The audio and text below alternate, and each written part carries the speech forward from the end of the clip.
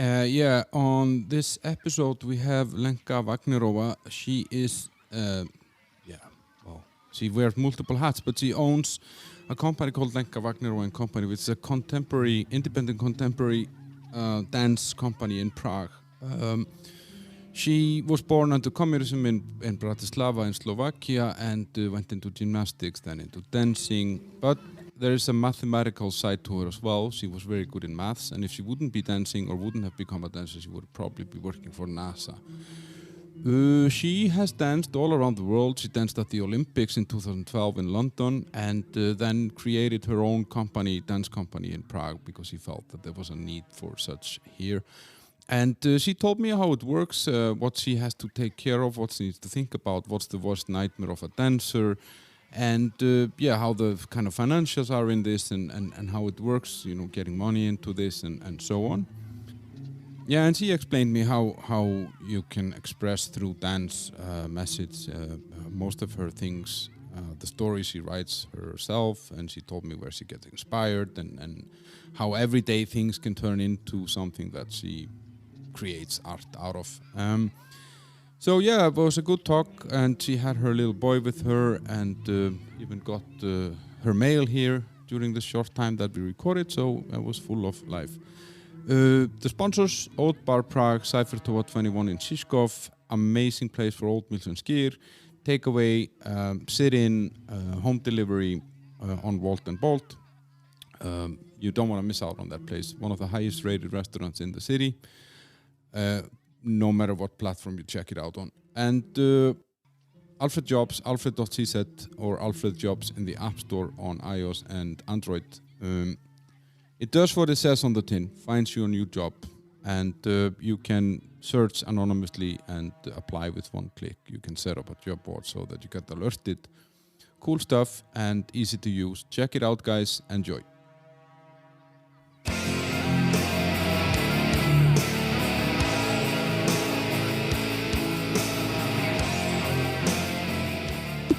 Okay, voila. Lenka Vagnerova, welcome. Well, hello. That was a great start, but we'll keep it. Okay. You're a woman of many professions. I mean, you have won a lot of awards for dancing. You own a dance company called Lenka Vagnerova Company. You're a choreographer, dance teacher, director, and a dancer, and a mom of two. One of them is Vojta. He's here with us today, sleeping peacefully, hopefully the whole time. But if I would put a microphone in front of you, which I have done now, and ask you, what are you? What would you say? I'm everything. I'm mom. I direct a group of people, or direct is a wrong word, I would say. I try to organize a group of people. I try to choreograph, to give dancers and audience some certain themes and certain performances. So it's a mixture of different emotions and different works at the same time. You need to be a mom. That's a full-time job. So yeah. And you have Vojta is 3, and then you have an older one, a girl. Ella, she's 7. She will turn 8. Yes. Okay, and the plan was actually that she would be here with us as well, but she went somewhere else.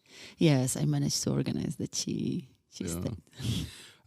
So the reason why you're here, actually, it's interesting that my first guest on my podcast, Fanny Barouquer, which is a French dancer in your company, I went to see some of her performances in your dance company, and I was curious to know more about you, and then I started nagging her about getting me in touch with you and connecting me, and here you are. And I wanted to talk to you about what it is that you do and what dancing is about and how dancing works here in the Czech Republic and how it's supported and how it's perceived and so on. But it wasn't, I mean, you haven't been a dancer from day one. You're born in Bratislava in Slovakia, right? Yes, I was born in Bratislava, yeah. And that's during communism? Yes. Do you still remember 78. some of do you have some communist memories, or Of course, many of those. I was 11 when the revolution came, so I have many memories. From, I don't know, as a child you see the shops, the markets, you wanna stuff which is not possible to buy in your country. We were, for example, which was very it stayed in my memory till today, is that we couldn't travel. So it was really like Christmas if we could travel to past Yugoslavia, for example, to go to the sea. And I remember still that my mom, she told me that sometimes they allowed you to go and sometimes not. Or they would say, okay, you can go, but one child stays home, for example. And these were just decisions made without any reason. Yes, of course. So I remember a lot. We couldn't learn the languages. We had the Russian in the school, and that was it. And sometimes my mom, because she worked in television, so sometimes she traveled. For example, she went 2 times, I remember, in England, and I was doing gymnastics, and she bought for me this. How you call it for gymnastics? This ring, the ring, like a hula. Hula. Exactly.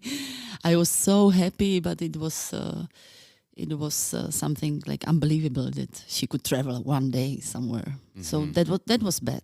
Yeah, I remember. And how? But were you a good kid, or how was the childhood in general? Was it good?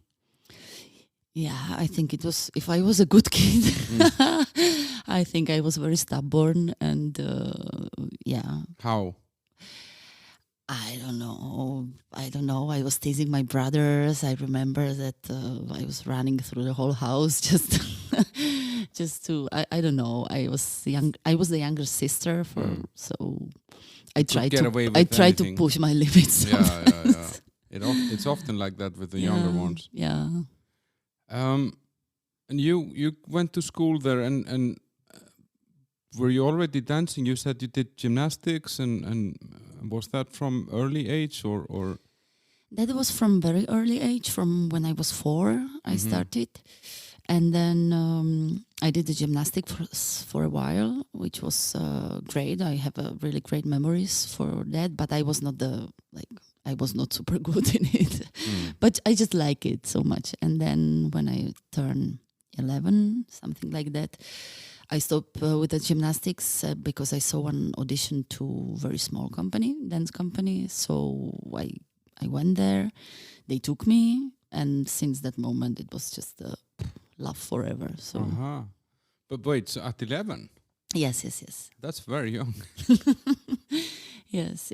But was it a common thing then? Was it easy to get into dancing then, or was it more like exotic somehow? You know what I mean? Like, or was that a very normal thing to study? Because there is actually quite a big dance tradition here, but more like ballroom dancing, right?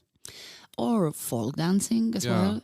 But in that time, of course, it was very different. And it's something what I'm missing here now in this young generation.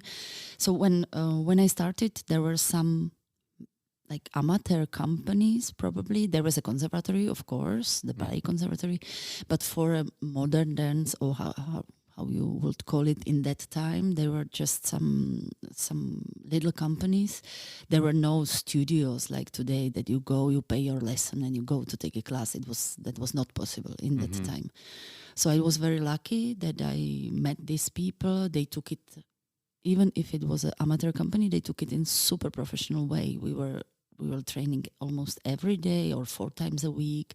We were performing. It was really very close to the theater, to professional way, and that's maybe something what I liked in that time, because it makes sense for me. I had a vision in the end of the work. You had a vision. There is a show in the end. There is an older group. Some milestone. Exactly, the milestones, and they move like this, and I it was a passion inside. So it was very different than I see today. People just go, or parents, they pay classes to kids everywhere, and they go to dance, but they don't know why. Or Yeah, and maybe back then it was also harder to find things to do because I went to dance classes myself because when the breakdance came, I wanted to be a breakdancer, and there was this one dance school in my town that had breakdancing, but what they didn't tell me was that they actually did jazz ballet for 40 minutes and then breakdance for 20 minutes at the end of each class. But I would still go and do the fucking 40 minutes of jazz ballet, which I hated. It was when the Flashdance movie came and everybody was super interested in this style of dancing. So, but I did it because of those 20 minutes of breakdancing, which I found very fascinating. And now, if a kid would want to learn anything, like you said, there are maybe 200 different seminars, or there could even be something online, or there could be something on YouTube. It's so much more accessible that we cherished it more. Like the hula ring that you got from England, it was probably the most valuable thing that you had. Yes. For me, it was something. I will never forget this feeling when I saw my mom came by plane and she had this in her hands. I was so happy. Now you can buy it in Tesco, Of course. Yeah. But in that time, no, it didn't exist. No, exactly. And and then you're studying at the same time, and you sent me a little bit of background information, and that was interesting there that both of your brothers and yourself have actually you do mathematics, you do engineering, you're very much cold science people, right? Yes, we have this in the family. Is that from your parents or? My parents, they were also very technically based. My brothers as well, physician and mathematician. But at the same time, we all had also I wouldn't say art education, but we played piano, and my brother, he played violin really nice. So my parents, they always allow us to experience all those. I was dancing. My brothers, they were swimming, so they were really much focusing that we have really huge and global education, not only the schools. But it's true that my brothers, it was in their blood somehow, this technical. And I'm very happy for that I took also mathematical gymnasium. My father is always laughing on me when I say this somewhere. Because, but for me it was very, very great because I had a normal school. I'm so happy that I didn't do the conservatory in that time, because what I see sometimes, I wouldn't say all of the schools and all of the teachers, not at all, but sometimes these guys, they miss the education. They miss somehow the freedom to choose what they're interested in their lives. Sometimes the schools are not, for example, that good that if you're not the best from the class, for example, they wouldn't give you any other chance what to do or where to continue. So sometimes the guys are very frustrated, I would say. So I'm happy that I did this gymnasium with normal kids, with a really wild field of education. And at the same time, I was still dancing because that was my love. So every day after the school, I get to training And the family was really behind you in this. I mean, they were supporting you in, as you say, exploring both. Yes. Kind of, let's say, both the artistic expression as well as the. Yeah. Yes, they were great. They were great, and I think it was the same with my brothers. That they really they're super open. They are really great in this, and they support me till today. So they never said to you when they realized that you were going to be a dancer, get a real job? No, never ever. But anybody said that to you ever, or? No. I mean, in today it's much better. People know more about contemporary dance and art, and our performances are sometimes full of people who are not dancers. Before it was just the dancers, they came to see the dance performances. So now very many people from outside are coming to see. I would say, it's not only dance what we do, it's a physical theater or dance theater. But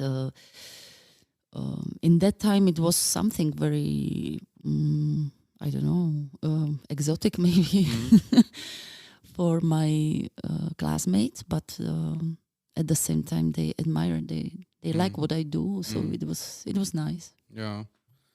And so you never, like when you finished school, there was never any, you were not gonna go and work somewhere with a calculator. You knew that you wanted to dance. Yes.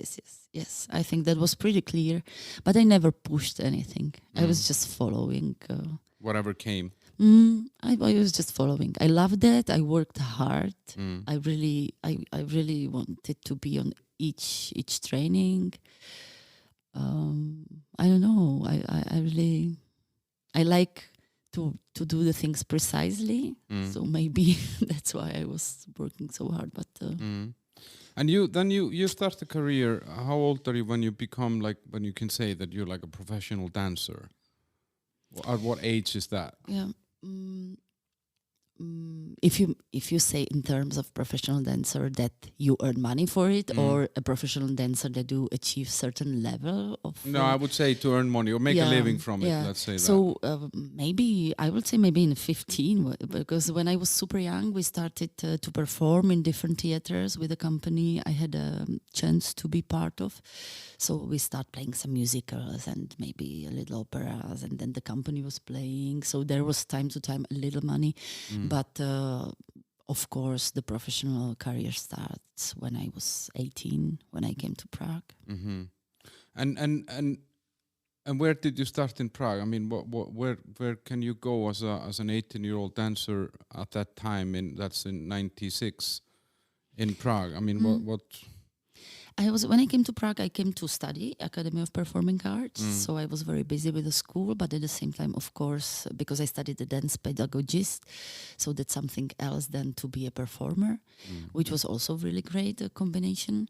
So I started to just see, first, I didn't know anybody here. So first I started to look around to get to know people little by little. Little by little, I contacted small companies, and I worked more project-based in that time. So, yeah, and it stays for a really long time that I worked project-based. I was never employed somewhere for, I don't know, 2, 4, 5 seasons. And the studies, the pedagogy part of it, that's to become a dance teacher, Yes. Yes. So and then you finish that and dance and teach. I finished the school, and of course, because you're young still and you want to dance, all the dancers, there is no department of studying to be performer. So that's why all the young dancers, if they want to study and to get a diploma of the university, they of course study choreography or dance pedagogist. So, but I found it very interesting because I love to teach, really. I love to work with people, to spread information, to see the progress. That's something very magical for me. So, but after the school, I, of course, wanted to dance. So I was doing different auditions around the world. And so you went out in the big world? Yes, I danced a project in Italy, then I was in Berlin, then I worked with a French company, Claude Brumachon Benjamin Lamarche, for a very long time.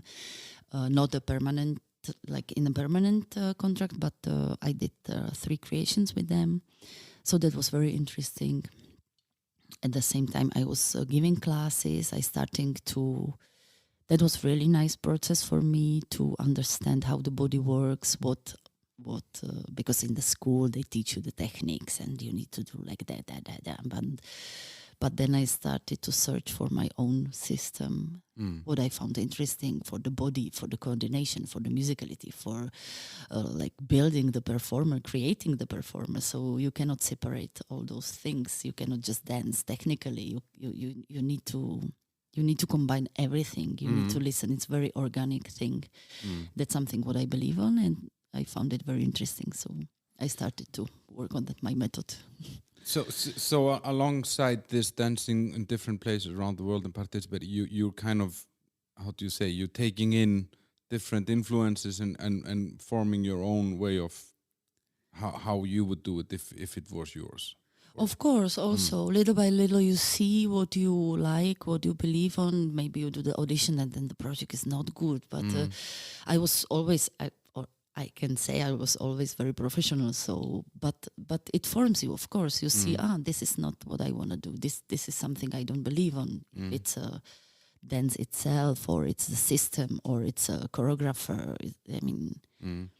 But coming alone, 18-year-old, not knowing anyone to Prague. I mean, Bratislava is the capital of Slovakia. For those who don't know, it's a small town in itself. I mean, it's not like a big city. It's, I don't know, maybe 500,000 people. And how was that? Like, this is, as I said, 96. I mean, then Prague is still a little bit of a wild west, because it's still not. It's 7 years after the revolution. How but was it? But it's very funny that in the time when I started in Bratislava till from 11, let's say, until those 17 years, Bratislava was quite strong in this.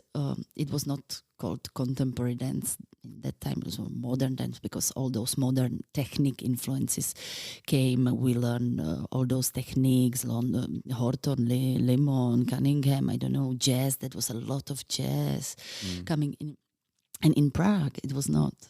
When I came to Prague, I was very surprised that there was, of course, Martha Graham technique, but no other. It was that was very surprising. So, I mean, Bratislava was quite strong in that time, but little by little during the time it changes. So I think now Prague is really strong. We have so many groups and talented dancers and many projects happening, and theater in Prague is really like, it's big, it's many things happening. And in Bratislava it died a little bit. But on a personal level, just to leave home and because it sounds like you had a good family life there, your parents were supportive, you had your 2 brothers. And then you're on your own in Prague, and then you go on your own out to the world to dance. I mean, I'm just curious about how that you were never intimidated by it. Was not overwhelming. No. I mean, some people never leave their home village, like their whole life. I was very much looking forward. Also, my brother, he was studying in Prague. He also left before me. But no, I wanted to dance. I knew that Prague is a big city. There is many possibilities. I wanted to study that school. So the school was basically the motivation. The motivation. And were the people, I mean, was it a welcoming environment? Like, was it... It was beautiful. Yeah. It was really great. It was really great. And the teachers, I was really lucky. I would say I was very lucky my whole life to... But I'm actually curious about that now that you say that, you went to these different places. I mean, like, it's something just came to my mind. Now, there's been a lot of this conversation and talk about this Me Too that came out of Hollywood, where people had to, so the storyline is that, to get to be part of this, you need to do, date the right people or sleep with someone or whatever. Is that at all in the dance world? I mean, have you ever come across something like this, that somebody expected something from you that you were not comfortable with? I never ever experienced this, no. But I know I can say that, of course, people in theater, they are more emotional, or big companies, for example. I was freelancing the whole life, but I never experienced something like this, no. And it's dependent on the people, of course. If you send out the signs, okay, I'm like this, then of course you experience something. So never, no. No, it's just because it's actually a very, how do you say? You're very vulnerable when you're dancing in some way, because it's a very physical. You are, yeah. It's a very physical expression, and it has a lot of energies. And I remember when Fanny was here on my first episode, then I think, I had seen her dance before, and I was thinking, what the fuck does her boyfriend think about this, I mean, he's a dancer as well, so he is fine, but it's just, it's such an intimacy in some, I mean, not all the time, but, it can be very, very intimate, so, and that builds a certain energy that, you could easily imagine that some people would try and either to take advantage of it or something. But maybe it's just where the big money is in Hollywood, when where you... Yeah. But I can imagine that for people from outside, of course, it can look like this. If you have nothing to do with the dance, then and then you see your girlfriend just dancing a duo with another guy, of course. But there is also a lot of work behind. I mean, if it would happen that something comes, or then it will happen in another office as well. Yeah. Of course, people touch, bump, but they used to do this. Yeah, that's what they do for a living. So I mean, it's exactly, and there is a lot of work behind the technique and sweat. So sometimes it's not just they have a. It's not even pleasant sometimes. Exactly, the man is lifting the girl, and I mean it's a hard work, and they're also actors a little bit, so they go for the story. But I understand what you're asking for, and I mean, but so you're dancing all around the world, and you danced in the Olympics. What was that? And it was in London in 2012 Olympics, and that was with Akram Khan. He's one of the most famous choreographers in the world, I would say, in UK. He's a superstar, and he did an audition that he's searching for many dancers. So I just went. I flew to London, and I just go from here. Yeah. Okay. Yeah. That's funny. That's quite expensive. Fun to go for. Yeah, you need to, if you want to dance professionally, then you need to travel and pay all those costs, and so that's crazy. But I went, and it worked. And so wait, how does that? So he advertised somewhere, or you heard it from someone, or this I don't remember. Okay. It was somewhere on the internet. Yeah, let's break a little bit.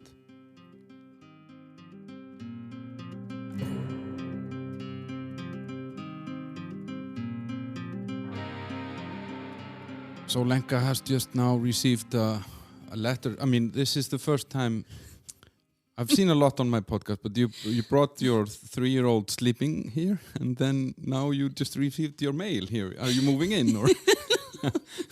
No. But we were talking about how you found out about this in London. I'm just curious, like so you hear about this or you see it somewhere, and then you have to, at your own cost, go to London to do the audition. Mm-hmm. How long is an audition? This one was for a couple of days, but I stayed only one day, and that's it. It was heavy, it was hard, but and if it worked. And then you got it. Yes. And were you then paid? Did they then pay you something? Yeah. Okay. Yeah. So you could have a chance of covering your cost of. Yes, of course. Yes, there. it was a regular paid job. Uh-huh. But the funny thing was that it was not a theater, but it was Olympics. Yeah, and so was that in the final ceremony or stuff? Yeah. Uh-huh. So I could call you Olympic dancer. The opening ceremony. Opening so ceremony. you're an Olympic dancer. I mean, it's the show is long, no? Yeah. So this was only one part of it, but with this choreographer. So that was one great experience to meet him personally, to see his work, also to meet all those, like, we are 50. It was really big cast, but big. I mean, for the stadium is nothing. 50 people but for normal. Yeah. And how does it work? So if you're accepted in, like you make it through the what's it called, the audition. Yeah. Then I guess you had to go there to practice or train. Yeah. And how long did you train for that opening ceremony? How long is that, just to understand? I think it was 3 weeks, what I remember, 3 to 4 weeks. But it was from morning till evening. Yeah. It was hard. It was quite hard, but very interesting to... And the end was of course interesting. Once you stand on this stadium full of people, I mean, it's incredible feeling. Yeah, I can imagine that. Not just to perform there, but you feel like nothing. You're so small. I mean, the energy there. It was incredible. Yeah, I can imagine that. I mean, because it's such a big event, you know, and there is so much put into this. But this is then around the time when you're starting your own dance company, right? When does that? When is Lenka Vagnerova and Company created? 2012. Yes, Uh-huh. yes. So you took the money from the Olympics and you started the company. It was not that good. No? And basically, you spend the money in London because you want to explore, and so it was. I mean, it was nicely paid for the living there, but it was not like super fantastic. But yes, then I came back, and in the fall, I made the first premiere for the company, and that was a start. So And why did you do this? Why did you want to start your own dance company? because I mean, it was a very natural process. Before I was, as I said, I was dancing for different choreographers, and already there I started to. It depends on the choreographer, of course, but some of them, they work like, okay, so you create some material here, people can understand it. You create a dance phrase or something, and I was always curious what or who are them, why did they choose that topic, for example, or that narrative, or I don't know. Sometimes I was very unhappy to work for other people because you can create, you get a freedom to create some stuff, but then you don't get any other freedom to finalize it. So you just you see, oh my God, but this can be this situation, and we can make it bigger, and I see the connections, but then no, you're stopped. So you're just a dancer. So it was very natural. Little by little, I wanted to see, or to be responsible for the whole performance, to see from the beginning till the end, to see all those details which are interesting to connect, and the music, and at the same time to see, or to choose what money you put where, what are your priorities. If you or you can decide what kind of poster you want to have. Before, no, because you create for someone. But I said, but this is completely from another world. You wanted full control. Exactly. This poster doesn't belong to the piece, and yeah. So it was a very natural process. So you were one of those annoying dancers that was no, telling... No, not at all. Not at all. This is not what I wanted to say. Just that I was very curious to continue the final project maybe other way. Or But you're a perfectionist. Yes. But not you're in a stubborn perfectionist. No, not in a bad way. I think I love freedom. I love everything, but I need to believe. I need to see. Yeah, and if you have a vision of your own, then it's really, really often difficult to accept that that's not where it's going, and then it's actually better to go and do it by yourself. And take the chance. Yes. No, but if you, of course, I mean, if you dance for someone else, you accept, of course, because you're professional. I mean, it's my honor to work with. I do understand that, but I can also understand that you might. I mean, I'm pretty sure that there are dancers that just don't want to. They only want to dance. They don't care about the poster. They don't care about. They just want to be there on the stage, and they're getting their pleasure from something else. But you obviously wanted something more.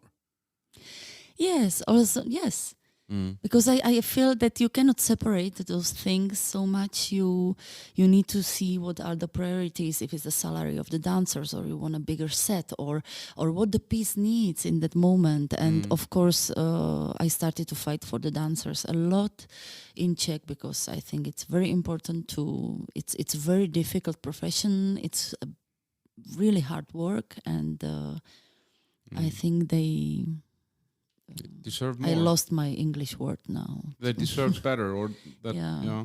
But do you? So you started dance company. What do you do when you're an owner of a dance company? What do you do? I mean, you do everything, right? Yeah, in a way, you do everything. I mean, it was a process. When I started, I asked for the grant for the first premiere. It was very little money, but I was fighting. I said, okay, but we have very little money. I asked the dancers, do you want to work on this project? And then it was good. It was successful. So then next year they gave us a little bit more, a little bit more, a little bit more. So somehow it's yeah, but working. your role is everything. You write you actually write the what do you call it? grants. Yeah. Yes. No. You write the theme and the play. You know. Yes. You write the art. Yes. You train the dancers. I direct the performances. I Yeah. choreograph the performances. I Do the marketing. You get the grants. You yes, I organize all those people. Now I have really like beautiful organization team. I have a production manager and a financial manager. All this I have because then we're very small, but at the same time we're too big to manage in one person. But you started by doing it all yourself. Yes. But still, you need to communicate with them every day, all the time. You're solving something, some problems. You're the one who needs to say, okay, we go for this. So it's a lot of work. So you are actually like you have your responsibilities are for the whole thing, let's say, from start to finish. And I read somewhere that you said that you're also responsible for the audience. Yes. And yes. And I think the journalists were very surprised when you said that. But isn't this like because a lot of these things are maybe the mathematic part of your brain helps in this, because a lot of this has nothing to do with dancing. It has to do with convincing someone, some sponsor, or communicating with the theater to get space, or to get rehearsal space, or to negotiate with a dancer. And a lot of this has nothing to do with dance. So I'm curious, didn't it take you away from where the passion actually was? You know, because there's a lot of this admin stuff and so on. Not yet. If this would happen, I will stop. I'm pretty sure. If maybe it's connected with the previous sentence that I feel responsibility for the audience, because if we do not deliver them the maximum or the most professional way we can, then or the themes or something what might interest in them, then it makes no sense for me. So. But yes, sometimes it's hard. Sometimes I'm not losing the passion at all, but sometimes I feel very lack of time to do actually what the whole company stands on, and that's the performances. If we do not have a performances, then the rest is not needed. Exactly. So, but now I have really great people who are helping me with all this. So. How does it work in this? I mean, this is, like contemporary dancing. It's a dance theater in a way. Like, there are like storylines. I mean, I saw it's called Gossip that you had. It was interesting. That was taken to schools and everything. And the story there is, and correct me if I'm wrong. I didn't understand it when I saw it. Actually, everybody else understood it except me. But so the story there is what gossip can do to you and how it can turn people against each other. It can ruin love. It can create love. It can do a lot of things. Yeah. How do you come up with this? What's your inspiration, or I don't know? How do you find your material? It's a nice question. I don't know. From observing the world, the situations around me, sometimes can be that, of course, you read interesting book, but sometimes you just go by tram and you see just two people fighting or saying something about the others, and to see those conspirations, for example. So all this everyday situations. I mean, can be everyday situation. Sometimes you see it in your environment. I'm not saying in my company, not at all. But I work in the theater or art field, but the same can happen in another office, in a bank. I don't know. It's many inspirations. Sometimes it's really based on some I don't know, historical, for example, characters, or. It depends, but I would say in global, all those conflict situations in between the people, what can hurt people, how we are destroying our lives and the planet and the environment, and but I'm not trying to put the finger and say something. No, not at all. Just to bring to people stories, something to think about. So, for example, gossip, you didn't understand probably the Czech text, which is quite important in the story. But how just simple thing like gossip can destroy lives. Sometimes it looks like nothing. You talk to your friend, blah, blah, blah, blah, blah, blah. Then it spreads easily, and then you don't know who is going to transform, and it's transforming and more. And in the end, you cannot stop this. It's the same on the social networks. You can see that every day, that it's just rolling, and in the end, it's a monster, and from nothing. Yeah, I think that's making us more and more stupid, actually. Yes. And with the gossip, actually, the start was when I read the article that 14 years old girl in Italy, she made a suicide because of her neighbor, her classmates. They put some lies on the Facebook. So that was it. I said, come on, but this is too much, no? And then, And when you come across something like this, do you know then immediately, okay, this I want to turn this into something. I want to use this, or I want to. I have a little notebook. Yeah, so you write it down. That was actually my next question. Yes, I write something, and some of the themes, they just grow, and I found them interesting. Of course, I need to see them visually. I need to see that because still we do physical theater, and that's something what I believe on, because I think we don't need so much text to set such a situations and to show that and to open people's emotions, for example. But sometimes it's growing, sometimes it's straight away. Sometimes people ask me if I want to work on exact theme. So it depends. But that's the interesting thing, which is about, let's say, textless or wordless art, is that it gives the audience such a chance to interpret it his way. So, like, you could have someone seeing. Maybe not gossip, because I think the message there was the line is kind of straight, you know where it is. But there are other things that you put on stage that I could experience it differently than the person next to me. And then I start thinking now when I listen to you, isn't it difficult to get the message to the audience when you don't have words and you only have body movement and music? Yeah, I think it's not. I think it's much. It's not easier. It's more difficult to create it, but it's not difficult in this transformation from dancers to audience, because of what I work, like I constantly learn myself, and I constantly work on this, how to give audience freedom to interpret themselves, but at the same time that they would understand what they see.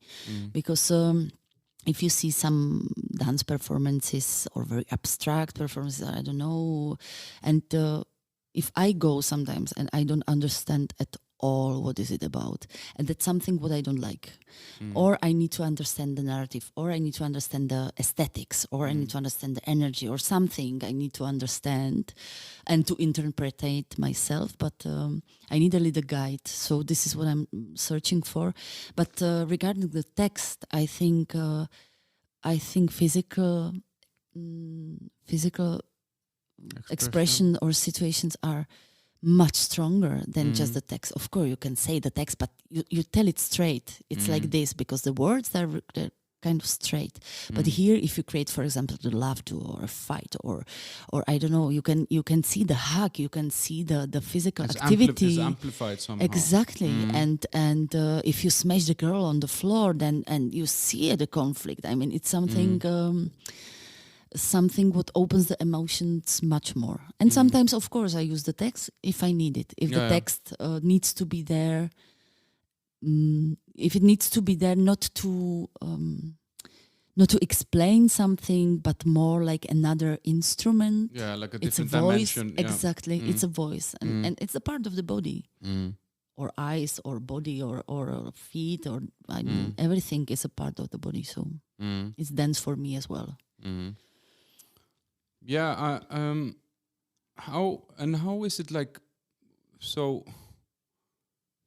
is there a season in this? Like, like, are you showing all year round, or are you showing only in the winter, and then I don't know, people check in August and start training, and then you start the shows in September, October, and then they run until the spring, or how does this work?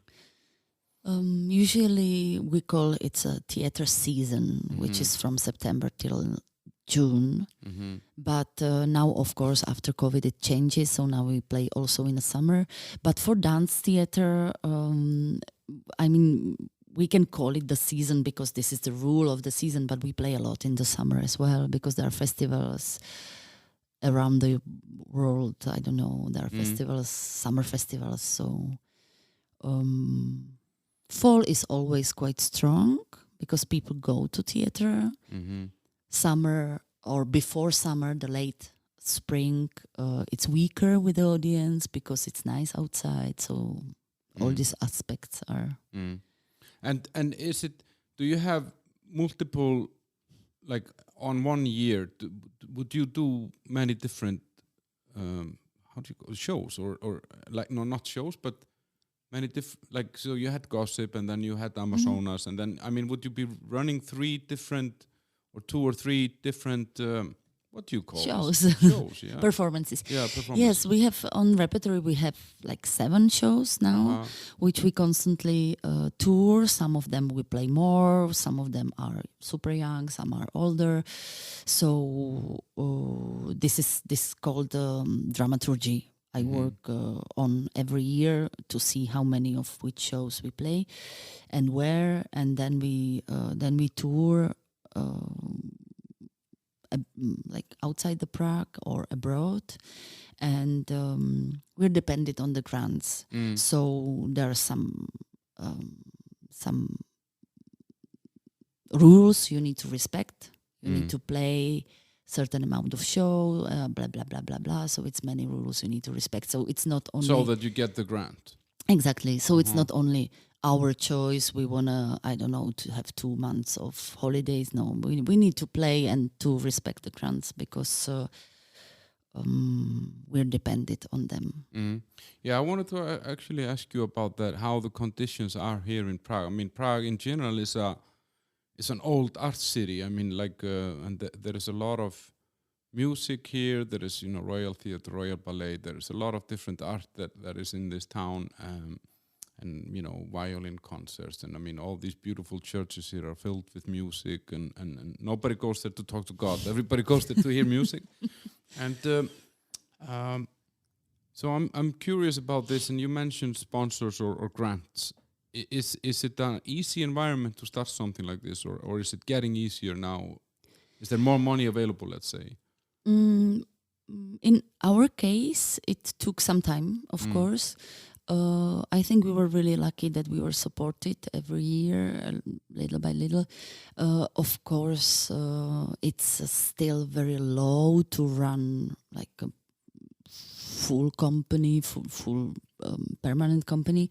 That's something what I fight for here for a really long time because I think it's missing. We have a big ballet theater, we have opera, ballet, and I don't know what, but there is a huge contemporary field here, and all the productions are project based. And I think we came into the point that what I said this year, or we continue professionally in a permanent company, because before all the dancers were freelancers, or I close it, because then you come to a point that it's impossible just to bring the people together, the dates, to combine the dates. I mean, to let it all fit. Exactly. And you want to still work super professionally. So each performance needs a couple of rehearsals before. And once you do the new creations, people needs to be there 2-3 months from morning to evening.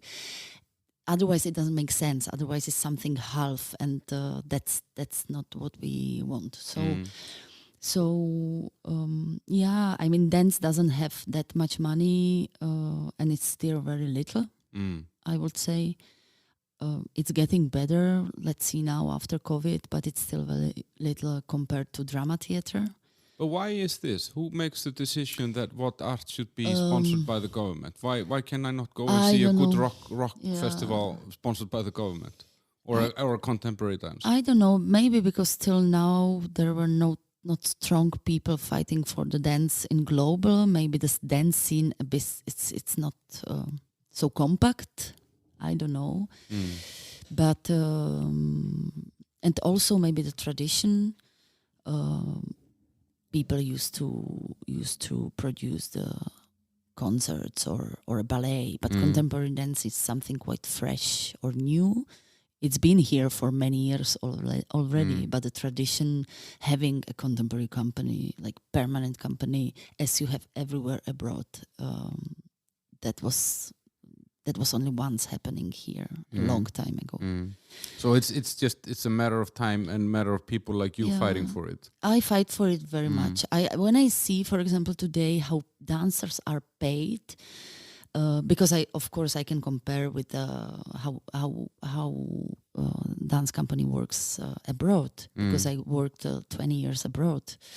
I'm not saying that we need such a high salary that in, for example, in Germany, or because that's not possible, but to pay them in Czech conditions as a regular job and to pay their hard work, and that's super important, because when I see sometimes in the permanent theaters how much money they give actors or dancers for a rehearsal, I mean, it's just funny. Yeah, it's interesting, and I remember actually Fanny talking about her once again. She told me how it was. She was dancing in Sweden, and there she was covered by the local insurance, and you know, it was, and that was a small local in the middle of nowhere in the North theater. You know, it's not like she would at the State Royal Theater in Stockholm. You know. Of course, but you cannot compare Czech Republic and Sweden economically. You cannot compare. I mean, historically. I mean, we had 30s of communism here, etc., and now we have this. I'm not saying anything. Yeah, this president and this prime minister. This is just a fun. So you cannot compare these two countries. But still, I think what's very important here that people get to know that this profession is also, it's very beautiful and strong profession. If you say you're a dancer in France because of the history and the culture in France, of course, I mean, people say, oh wow, but that's beautiful. If you say couple of years ago here in Czech, you're a dancer. Where do you dance? In which bar? You know? So voila, you're here. Yeah. So I'm really trying to fight. I really try to take care of the dancers, and let's see how long I stay strong. Yeah, but I was actually, I wanted to talk to you, ask you also about this, the perception of dancing and how that is here, because and you kind of, you went in there and saying, like, when you say that you're a dancer, okay, in which bar, but is that like, how is it then for guys? If I don't know, if a 15-year-old boy now tells his classmates and friends that, okay, I'm gonna be a contemporary dancer, how is that viewed? How do they see it? I cannot say so much now with the young people because I do not work with them so much. Of course, if you're a conservatory, it's something normal. If you're on DAMU, which is a school for actors, it's normal because you live in the environment which accept this, and it's something super normal. So I cannot say how it is if the guy goes to normal grammar school and he says to his class, somewhere in Košice or something, mate, that he's going to dance class. It depends, of course. If you say you go to ballet, I can imagine that they would teach him. Yeah, but I think it's not only Czech. I think it's everywhere. I think it's everywhere. If people don't know what the dance is, if you say you go to street dance or you do parkour or do something, it's more breakdance like me. Exactly, that's something more like cool. I never told anyone about the jazz ballet part in my breakdance classes. Never. But I think this we cannot say it's only in Czech. I think it's in global. In small villages somewhere can happen. Yeah. But the grants and the money, is that only from public? Is it only from the government, or are companies also becoming more involved in art? Is Škoda, one of the biggest companies here, are they supporting some art and stuff like that?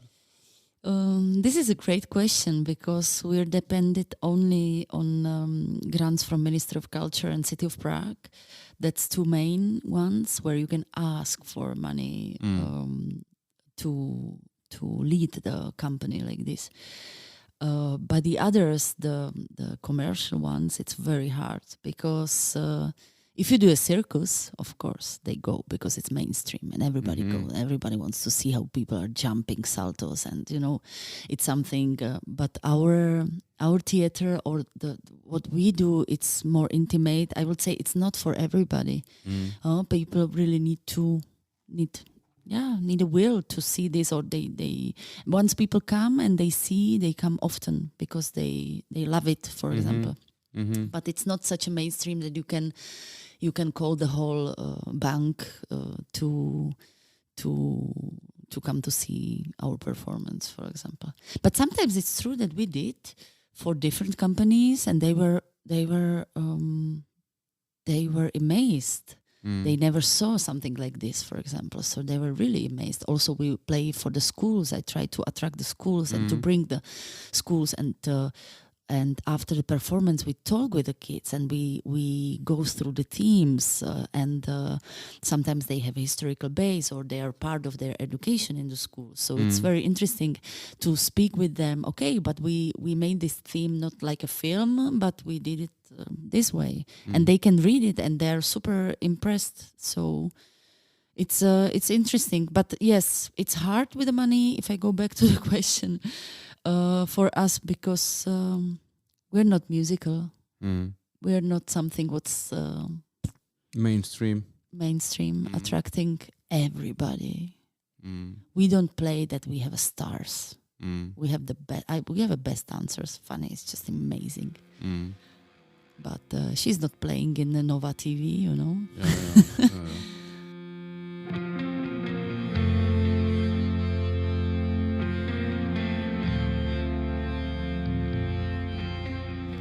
But I guess that I mean, for me, that's where it's actually important. Not just that it's not only the state money, but I think that for me, like, that's where the big companies should actually, because the whole world is now always talking about diversity, tolerance, and those companies, like the big companies, always want to show off that they are better than they actually are, and so if they wanted actually what they're saying, then they should actually support something like yours to bring up something different, something new, because the other stuff works by itself. People are used to going to circus. I'm happy to pay a ticket to the circus, but if I don't know about you because there's not enough money to promote your stuff, I'm never gonna see it, so you don't really have a chance versus the mainstream. But yes. It's maybe I can come in the sales department and get some. No, but in a way it will be great, because the grants from they're not that high that you can. I mean, are you offering me a job? Of course. No, Okay. So we will be happy. We will be happy if Škoda Auto will support us. But I think that's a long journey. We'll send them this episode. I'm sure they're listening anyway. Okay. So the stuff that you show, your performances, most of them are your own creation, right? That's the story that you write. And then you decide how it's performed, you choreograph, you direct, you create the poster. I mean, I know you don't do it physically all of it yourself, but it's a 360-degree process that you're involved in. But you also take what is called adaptations or something like that. You take other people's work and do, right? Or how? Not really in the company. In the company, I choreographed, but I invited once, for example, the another choreographer to create for our company with our dancers. So this way, I try to also, educate them. It's not a good word, but to give them a chance to work in our company, in our conditions, with someone else, to learn something different. For example, we had a guy who was a pantomime guy, so I found it very interesting that what is that? Lionel Menard. It's a French pantomime choreographer, director. I would say he's more director, not so much choreographer. So they work on the pantomime, and I found it very interesting because, or when we rehearsed the Amazons, for example, I called a guy for the first few weeks just to train with them martial arts. So because all this is a movement, your face is the theater. Your the qualities you use in the body. So everything is dance. Everything what you do with your body is dance. Pantomime as well for me. So this way I'm trying to bring them some new influences that they can learn some new stuff. For example, now we prepare a premiere which is based on a tango. So now we are going really deeply into what tango is, and it's completely something new for them. Yeah, that's interesting. So from all these little things, they can get the inspiration and then can grow as a performers, and that's very important for me, that they would just continue to develop. Yes. But so it's not like in opera you can sing what's it called, Carmen. I'm pretty sure that Carmen is being shown now in 5,000 operas in different places of the world. So it's not like that in contemporary. You don't have these big plays that are kind of. No, in our company it was always the authorships performances, which I found very important to create as well, not only adaptation or 10 billion adaptation of Carmen, for example. So also because I work with scenographers, I work with costume designers, I work with musicians, I work with a composer. So all that elements, they need to cooperate together to create something new, and there is a lot of progress in this. So it wouldn't be better just to do Carmen? No, maybe one day. We just want to do because of the title. But so far, I think we have many interesting themes.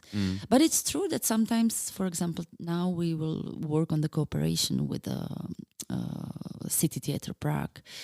And we do the performance, which is already a title. We just try to see it from different angle and make a physical theater out of it, and to work differently with it.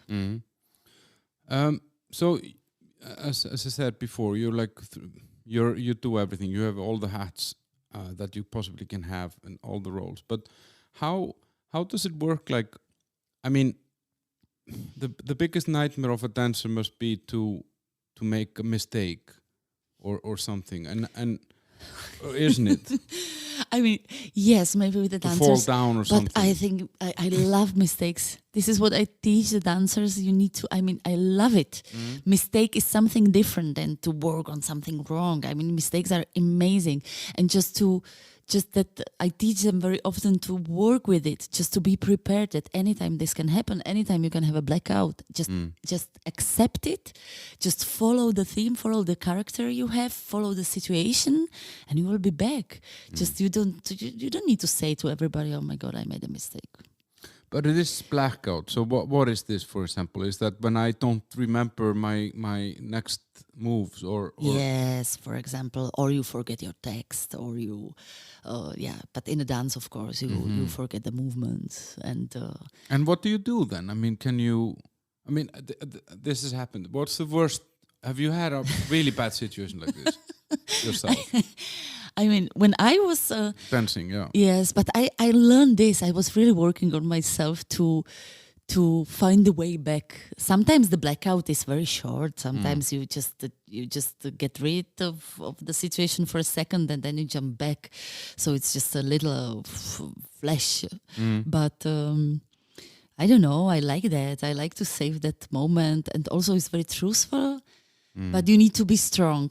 Oh, you need to know how, you need to work on it, you need to be ready for it. So if you're not, then you go into stress and the dancers are panicking, and then Then it's it a just trouble. gets worse, yeah. Yes. Or you try to, or you start improvising and you do everything super fast because you pretend that you in, but more you pretend and more you go crazy, it's visible that you're lost. But you never had the situation where you just had to stop performing? Like stop? No. It needs to be like injury or something. Never. No. But I never actually heard that someone would had a blackout for 2 minutes. I mean, I don't know. No. And on the so when you have the premiere or you know when you're doing actually a show of something that has been rehearsed for like 2-3 months maybe, then what is your role on the night? I mean, you're not dancing there. I mean, you've done all the preparation and all that. But what do you do on that event? I mean, during those, let's say, 1.5 hour.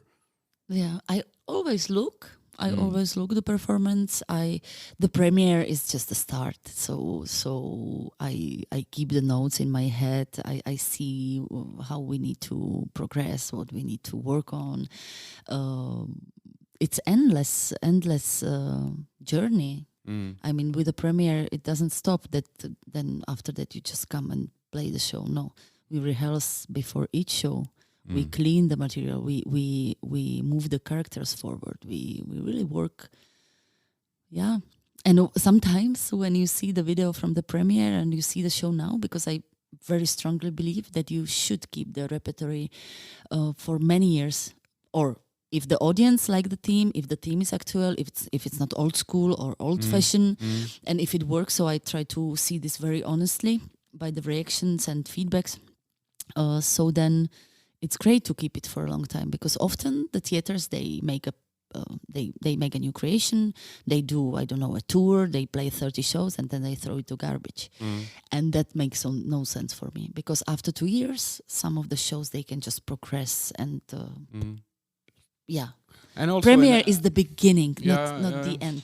And in a city like here, where you have, it's 1.2 million people plus maybe 10 million tourists or something. I mean, there is a market to keep things rolling, and if you go to New York on Broadway, I mean, you have Mamma Mia has been there for 25 years or something, So I guess I can see what you're coming from with that, but. But Mamma Mia that's another way, another kind of theater. Yeah. It's I know it's the mainstream. I understand this is that, different. but it's still obviously very different. But still, like it's if Mamma Mia went for 25 years, you can probably do Amazonas for 3 at least,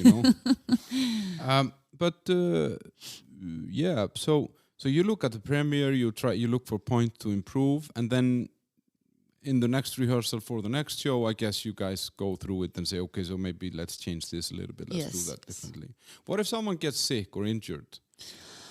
Oh, that happens often. Depends, of course. If it's very little, dancers very often dance with some little injuries or some little illnesses. But I'm not the person who likes to push that, not at all. So we always decide together how they feel. But this happens. If this happens, we cancel the show. Sometimes if it's ahead that we know that someone goes for operation, for example, so we make a backup if it's possible. So somebody else steps in and does that role for 2 weeks or whatever. Exactly. So we are trying to see the exact moment, exact situation to see. So I think we kind of went through a lot of this stuff here that I wanted to talk to you about. But how is it to be a woman in this, to create this, to get this going? That was 9 years ago that you started with this, and I've had on my podcast a few times here women here talking about feminism and how it is to career and all these kind of different things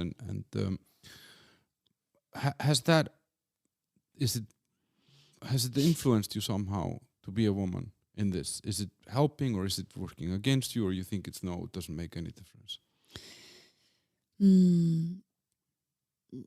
I'm of course happy that I'm a woman because of my kids and everything. But it's true that sometimes I see that in the dance theater field or in the theater in global, sometimes it's easier for men. Sometimes it's much more easier. How then? I don't know. Also, when you were talking about the gays, and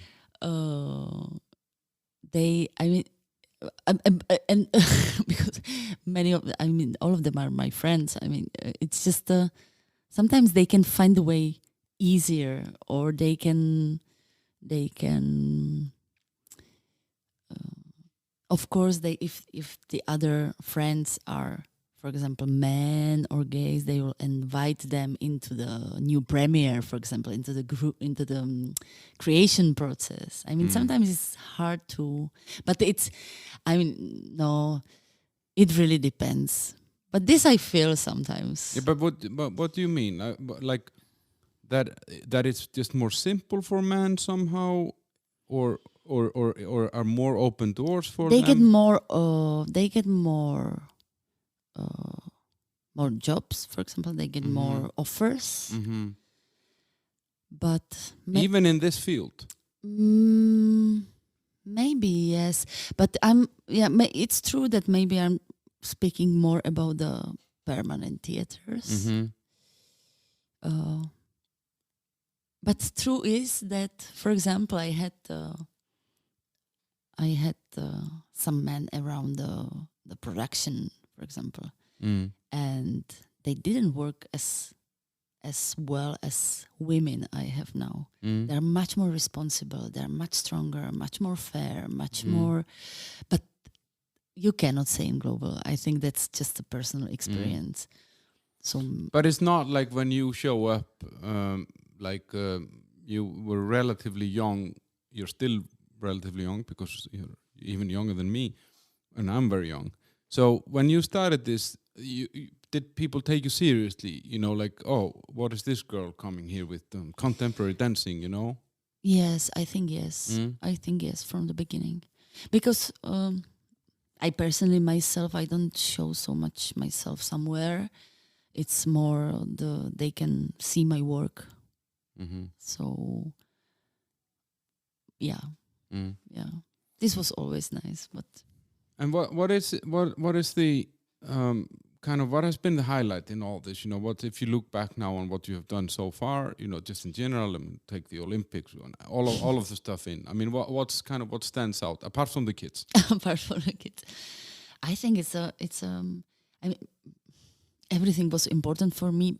Now I would say maybe it's the company, and maybe it's the permanent company I'm trying to fight for here. And but if I wouldn't do all those productions before, if I wouldn't tour around the world and teach the classes and workshops everywhere in the big companies, or if I wouldn't create for another theaters in another countries, I wouldn't be maybe that far in my head or so clear, or so I'm very happy for each experience so much. They built so much when I was a dancer, and I think because I know how dancers feel, at the same times I know how I feel as a director of the company, then I should know how the choreographer I should feel as a choreographer, and you should see, and all of the aspects I was lucky to experience. So, but if you had to name, if I had a gun pointed at you, which I don't have, by the way, and you had to mention one thing that you were extremely proud of, or a moment that you will never forget. So then it's the company now. It's now. It's present now. Oh. But as a dancer, I will never forget to dance with Claude Brumachon, Banjamala March, for example. Where was that? What it was in France, in Nantes, because they're so special. They're so different. They are. It was very tough. It was like super tough. Yeah. But I learned a lot. I learned a lot, not only from dancing, but to observe and I learned a lot to work with myself and with the professionality and with the respect. So, and that's very important word, I think, to respect the others. I mean, to not just to judge, this show is bad or I will do better, as the young people do, but to respect that there is a lot of work behind each. It, yeah, exactly. So all this I learned. So it's not the Olympics. If you would like to hear this, no, that was that was experience, of course, for me as a person and a dancer, just to be in this arena, like a gladiator. That was amazing. But for my life now, it was more or less what I said before. But is it difficult to not really, or do you dance yourself now, or are you dancing just for yourself in your own time? Not so much. That's after my kids. I don't have time, so sometimes I train because I still teach and give workshops. I have to, but I do not have time for myself, which my body is in pain. Of course, once you stop, then everything hurts and. But c'est la vie. It's like that. Do you miss it? Sometimes I miss it for my own body, just to get more into the shape. And what's the most beautiful in the training is that you have time for yourself. You work on yourself. You really it's you. It's only you. And this time I miss a little bit, but at the same time not, because the only you time I give to my kids. So so you get a different time. And once they got older, I will get it again time only for you. So but talking about that old, can I, or maybe not me, but could let's say, could you be still in contemporary dancing and involved in some performances as a, let's say, a 55-year-old, or is there like a lifetime in this? Are you? Yes, because it's very because the character is important. If you still can move. Yeah, I think someone started crying.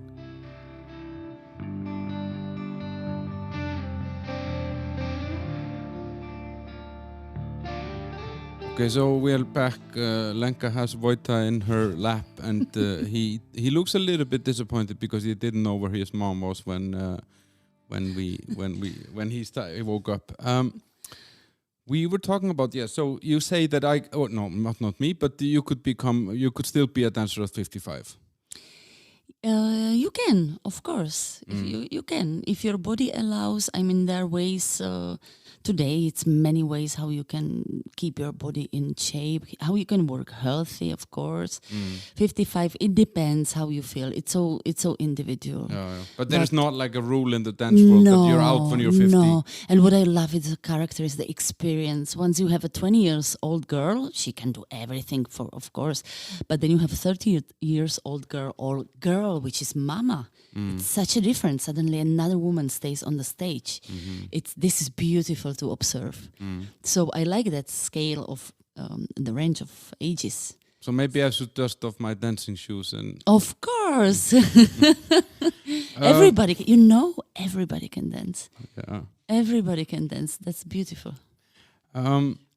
If you wouldn't be doing this, if you wouldn't have your dance company, what would you be doing?